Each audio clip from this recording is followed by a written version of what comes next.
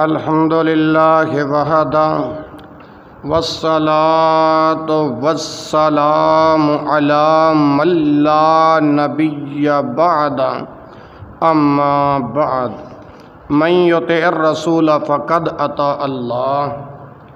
اطاعت و اتباع رسول صلی اللہ علیہ وسلم اور صحابہ کرام رضی اللہ عنہم کی نظر میں ہماری بات یہاں تک پہنچے تھے۔ نافع قال رأيت ابن عمر استلم الحجر ثم قبل يده وقال ما تركته منذ رأيت رسول الله صلی اللہ علیہ وسلم يفعله۔ یہ روایت مسند احمد کے اندر موجود ہے، 5857 نمبر۔ حضرت نافع رحمہ اللہ کہتے ہیں قال رأیت ابن عمر کہ میں نے حضرت ابن عمر رضی اللہ عنہما کو دیکھا۔ استلم الحجر، حجر اسود کا استلام کر کے، ثم قبل یدہ، اپنے ہاتھ کو بوسہ دیتے ہوئے دیکھے۔ نافع رحمہ اللہ کہتے ہیں کہ میں نے حضرت ابن عمر رضی اللہ عنہما کو حجر اسود کا استلام کر کے اپنے ہاتھ کو بوسہ دیتے ہوئے دیکھے۔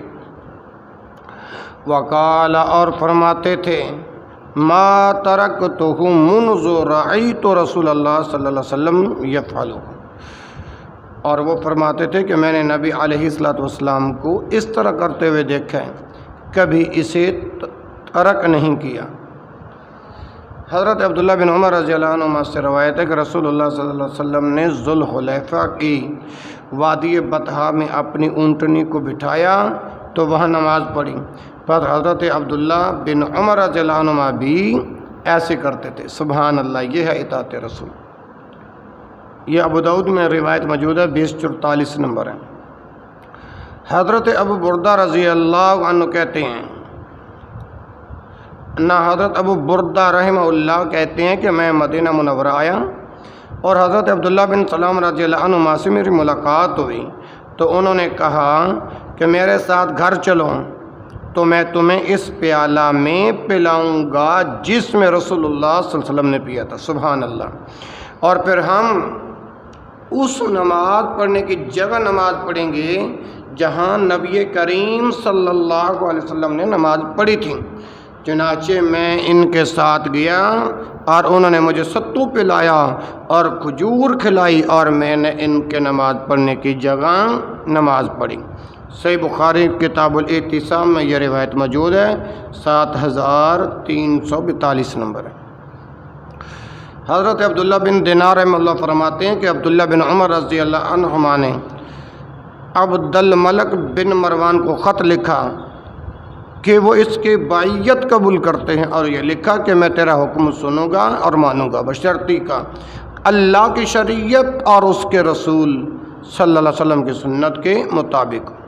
صحیح بخاری میں حدیث موجود ہے، 72 نمبر ہے۔ حضرت جابر بن عبداللہ رضی اللہ عنہما فرماتے ہیں کہ ایک مرتبہ نبی کریم صلی اللہ علیہ وسلم نے میرا ہاتھ پکڑ لیا اور ہم دونوں چلتے چلتے کسی حجرے پر پہنچے۔ نبی صلی اللہ علیہ وسلم نے پوچھا کہ تمہارے پاس کھانے کے لیے کچھ ہے؟ انہوں نے روٹیاں لا کر دسترخوان پر رکھ دیں۔ نبی صلی اللہ علیہ وسلم نے پوچھا کہ تمہارے پاس کوئی سالن بھی ہے؟ انہوں نے عرض کیا نہیں، البتہ تھوڑا سا سرکہ ہے۔ نبی علیہ السلام نے فرمایا وہی لے آؤں، سرکہ تو بہترین سالن ہے۔ حضرت جابر رضی اللہ عنہ کہتے ہیں کہ میں اس وقت سے سرکہ کو پسند کرتا ہوں جب سے میں نے نبی علیہ السلام سے یہ حدیث سنی ہے۔ سبحان اللہ۔ مسند احمد 15366 نمبر ہے۔ حضرت عبداللہ بن محمد بن عقیل رحمہ اللہ سے روایت ہے، کہتے ہیں کہ حضرت عقیل بن ابی طالب رضی اللہ عنہ کی شادی ہوئی اور پہلی رات کے بعد جب وہ باہر آئے تو ہم نے ان سے کہا کہ آپ دونوں کے درمیان اتفاق پیدا ہوا اور یہ نکاح اولاد کا ذریعہ ہے۔ انہوں نے فرمایا رکو، یوں نہ کہو، کیونکہ نبی علیہ السلام نے ہمیں اس سے منع فرمایا ہے، اور فرمایا کہ یوں کہا کرو بارک اللہ لک و بارک علیک و بارک لک فیہا،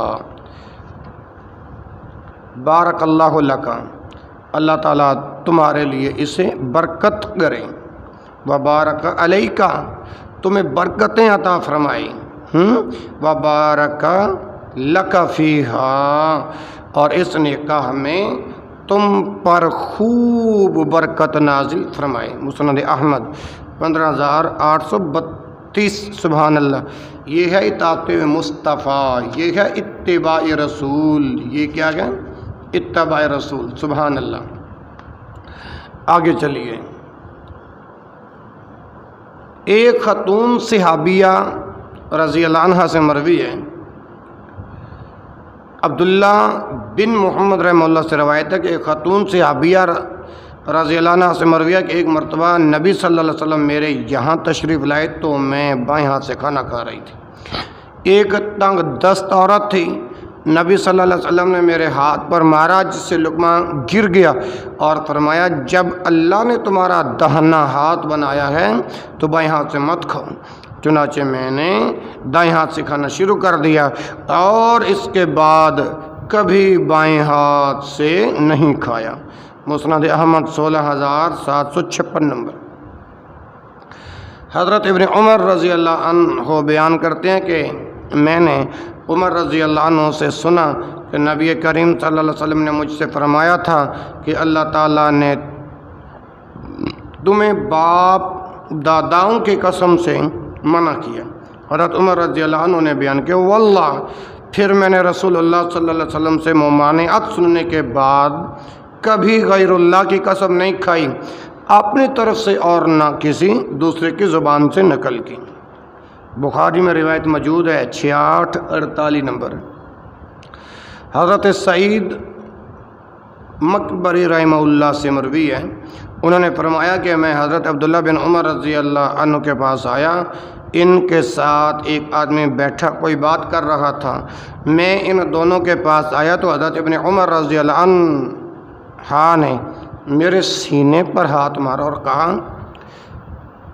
کہ کیا تمہیں معلوم نہیں کہ رسول اللہ صلی اللہ علیہ وسلم نے فرمایا جب دو آدمی سر گوشی کر رہے ہوں تو ان سے اجازت لیے بغیر ان کے پاس نہ بیٹھو۔ السلسلۃ الصحیحہ میں حدیث موجود ہے 228 نمبر۔ حضرت انس بن مالک رضی اللہ عنہ بیان کرتے ہیں کہ ایک درزی نے رسول اللہ صلی اللہ علیہ وسلم کو کھانے پر مدعو کیا، سبحان اللہ، جو کہ اس نے آپ صلی اللہ علیہ وسلم کے لیے تیار کیا تھا۔ حضرت انس رضی اللہ عنہ بیان کرتے ہیں کہ کھانے کے لیے میں بھی رسول اللہ صلی اللہ علیہ وسلم کی معیت میں چلا گیا، پس رسول اللہ صلی اللہ علیہ وسلم کی خدمت میں جو کی روٹی، شوربہ اور کدو اور ایک گدید یعنی گوشت کا ٹکڑا جس پر نمک چھڑ کر دھوپ میں خشک کیا گیا ہو پیش کیا گیا۔ حضرت انس رضی اللہ عنہ فرماتے ہیں کہ میں نے رسول اللہ صلی اللہ علیہ وسلم کو دیکھا کہ آپ صلی اللہ علیہ وسلم پلیٹ کے اطراف سے کدو تلاش کر رہے ہیں، سبحان اللہ، پس اس روز کے بعد سے میں بھی ہمیشہ کدو پسند کرتا ہوں۔ کیا پسند کرتا ہوں؟ کدو۔ ابو داؤد کتاب الاطعمہ میں روایت موجود ہے 3782 نمبر ہے۔ یہ ہے اطاعت مصطفیٰ، یہ ہے اتباع رسول۔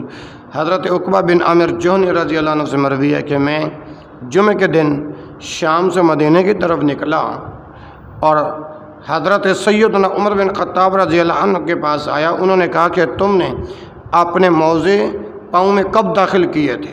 میں نے کہا جمعہ کے دن۔ انہوں نے فرمایا تم نے انہیں اتارا ہے؟ میں نے کہا نہیں۔ انہوں نے فرمایا تم نے سنت پر عمل کیا۔ السلسلۃ الصحیحہ میں روایت موجود ہے 2437 نمبر۔ ابن ماجہ میں علامہ البانی رحمہ اللہ نے اس روایت پر حسن درجے کا حکم لگایا ہے۔ ابواب الطہارہ میں روایت موجود ہے 558 نمبر۔ حضرت ابن عمر رضی اللہ عنہما بیان کرتے ہیں کہ لوگ مسجد قباء میں صبح کی نماز پڑھ رہے تھے، ایک صاحب وہاں آئے اور کہا کہ رات رسول اللہ صلی اللہ علیہ وسلم پر قرآن نازل ہوا ہے کہ نماز میں کعبہ کی طرف منہ کریں، پس آپ لوگ بھی اب کعبہ کی طرف رخ کر لیں۔ راوی بیان کرتے ہیں کہ لوگوں کا منہ اس وقت شام یعنی بیت المقدس کی طرف تھا، اسی وقت لوگ کعبہ کی طرف پھر گئے۔ کس کی طرف پھر گئے؟ کعبہ کی طرف پھر گئے۔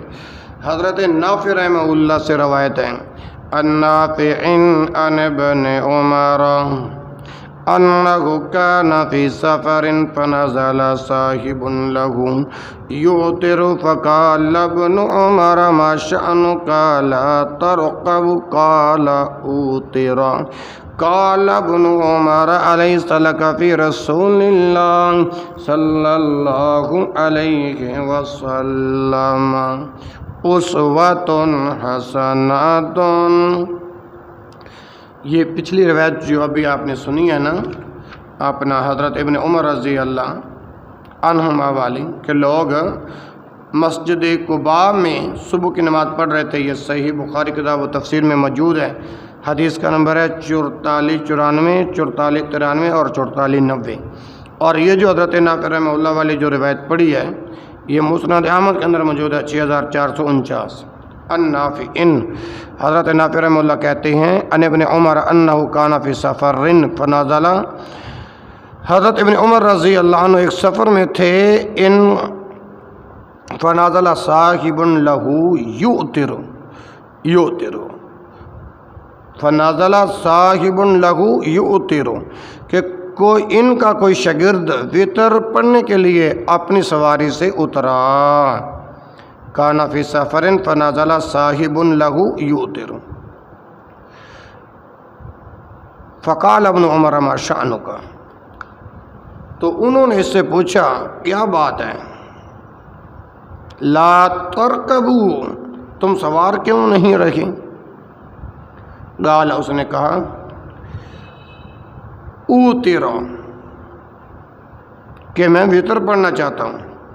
قال ابن عمر تو حضرت ابن عمر رضی اللہ عنہما نے فرمایا الیس لک فی رسول اللہ اسوۃ حسنہ کیا اللہ کے رسول کے ذات میں تمہارے لیے اسوہ حسنہ موجود نہیں؟ کیونکہ رسول اللہ صلی اللہ علیہ وسلم کو صحابی نے اونٹنی پر نماز پڑھتے دیکھا تھا اس لیے فرما دیا نیچے اترنے کی کیا ضرورت تھی. سبحان اللہ یہ ہے اطاعت مصطفیٰ. ان ابن عمر انہ کان یضع یدیہ قبل رکبتیہ وقال کان رسول اللہ صلی اللہ علیہ وسلم یفعل ذلک. صحیح ابن خزیمہ میں یہ روایت موجود ہے 627 نمبر.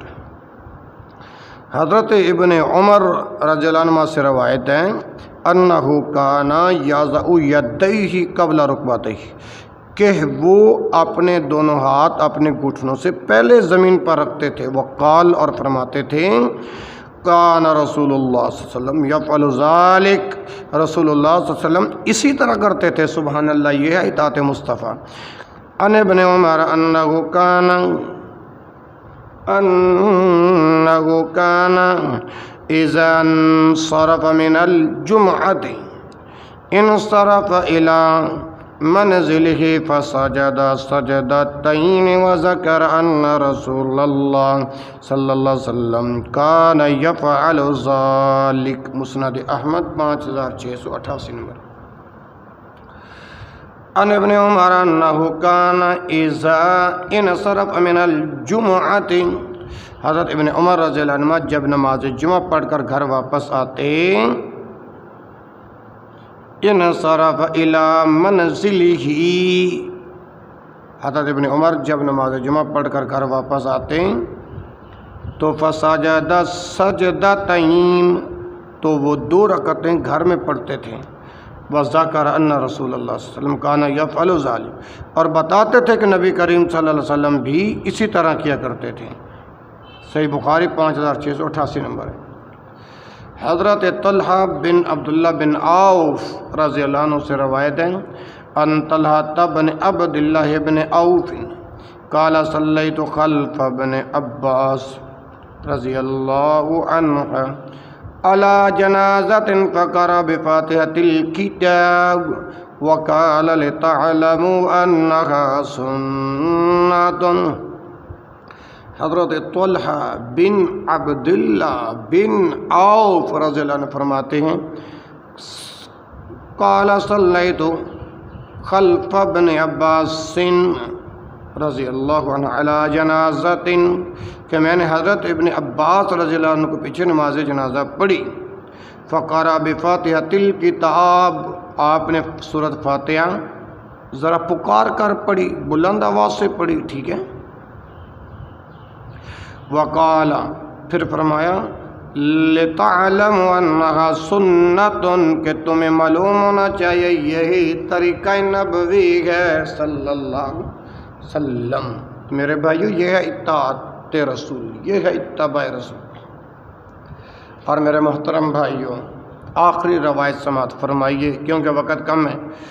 حضرت حمید رحمہ اللہ سے روایت ہے، کہتے ہیں کہ مکہ مکرمہ میں ایک آدمی تھا جس کا نام یوسف تھا۔ اس کا کہنا ہے کہ میں اور قریش کا ایک دوسرا آدمی یتیموں کے مال کی نگہبانی کیا کرتے تھے۔ اس دوران ایک آدمی مجھ سے 1000 درہم لے گیا، بعد میں اس کے 1000 درہم کہیں سے میرے ہاتھ لگ گئے، بعد میں اس کے 1000 درہم کہیں سے میرے ہاتھ لگ گئے۔ میں اپنے قریشی ساتھی سے ذکر کیا کہ فلاں آدمی مجھ سے 1000 درہم لے کر گیا تھا، اب مجھے کہیں سے اس کے 1000 درہم ملے ہیں، میں کیا کروں؟ اس قریشی نے جواب دیا، حدثنی ابی انہ سمع رسول اللہ صلی اللہ علیہ وسلم یقول ادی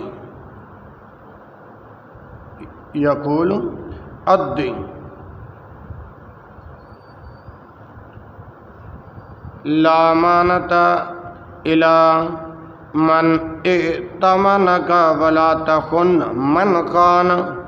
مجھے میرے والد صاحب نے یہ حدیث سنائی ہے، انہوں نے نبی علیہ السلام کو یہ فرماتے ہوئے سنا ہے کہ جو شخص تمہارے پاس امانت رکھوائے اسے وہ امانت پہنچا دیا کرو، اور جو تمہارے ساتھ خیانت کرے تم اس کے ساتھ خیانت نہ کیا کرو۔ مسند احمد میں حدیث موجود ہے، 15502 نمبر ہے۔ میرے بھائیوں، صحابہ کرام رضی اللہ عنہ اجمعین کا ایک ہی عقیدہ و نظریہ تھا کہ جب رسول اللہ صلی اللہ علیہ وسلم کی حدیث آ جائے تو ساری کائنات چھوڑی جا سکتی ہے، لیکن امام کائنات حضرت محمد صلی اللہ علیہ وسلم کی سنت و حدیث سے بے وفائی نہیں کی جا سکتی۔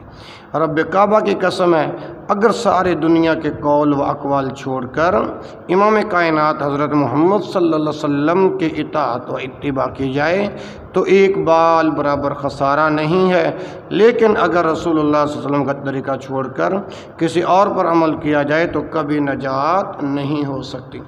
سبحانک اللہم و بحمدک، اشہد ان لا الہ الا انت، استغفرک واتوب الیک۔